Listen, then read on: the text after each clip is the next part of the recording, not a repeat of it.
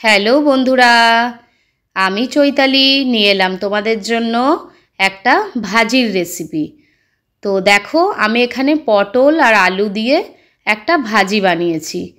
তো ভাবলাম চলো বন্ধুদের সাথেও সেটা শেয়ার করি। তো দেখো, রুটি পরোটার সাথে এই ভাজিটা জমে যাবে রাতের ডিনারে বা সকালের টিফিনে। তো তার জন্য পটল, আলু আর পেঁয়াজ নিয়ে নিয়েছি। দেখো, লম্বা লম্বা করে আমি এখানে পটলগুলোকে আর আলুগুলোকে কেটে নিয়েছি। এবার ভালো করে ধুয়ে নেব আর একটা কড়াই নিয়ে নিচ্ছি। কড়াইটা ভালো করে গরম করে নিয়েছি বন্ধুরা। এবার আমি ভাজিটা সর্ষের তেলে বানাবো।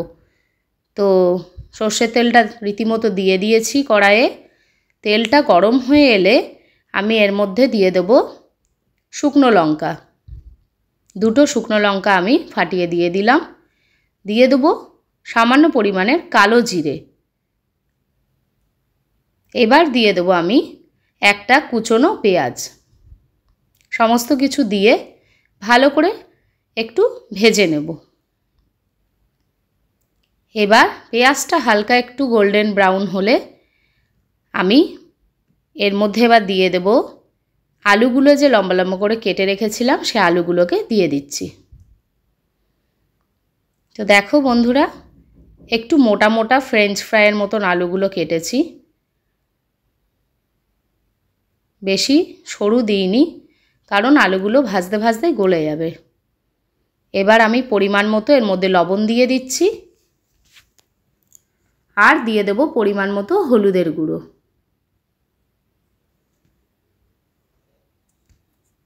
ভালো করে আলুটাকে নেড়ে চেড়ে দেব।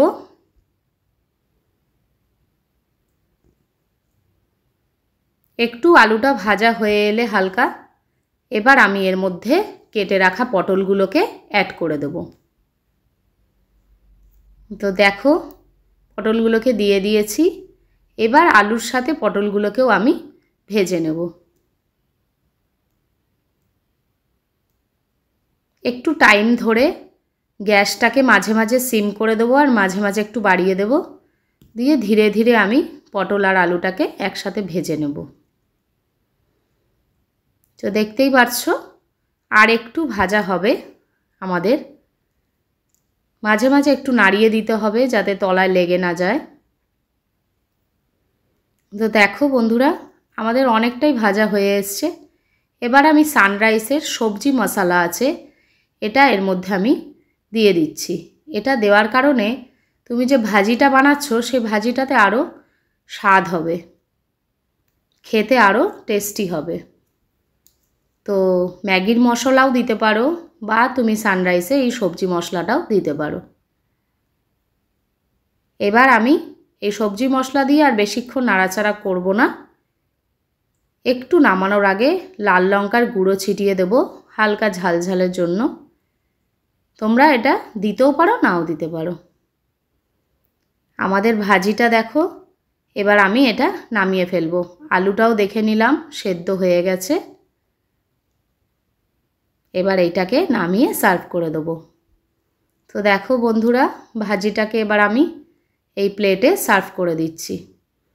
তোমরা চাইলে এটা রুটির সাথে পরোটার সাথে খেতেই পারো, দারুণ লাগে, একবার বানিয়ে দেখবে আর মশলাটা দিতে ভুলবে না। তো বন্ধুরা, আমার এই সুন্দর সিম্পল ভাজিটা তোমাদের ভালো লেগে থাকলে like, comment, share and subscribe করে পাশে থেকো বন্ধুরা। ভালো থেকো। অবশ্যই আমাকে কমেন্ট করে জানাবে তোমাদের এই রেসিপিটি কেমন লাগলো।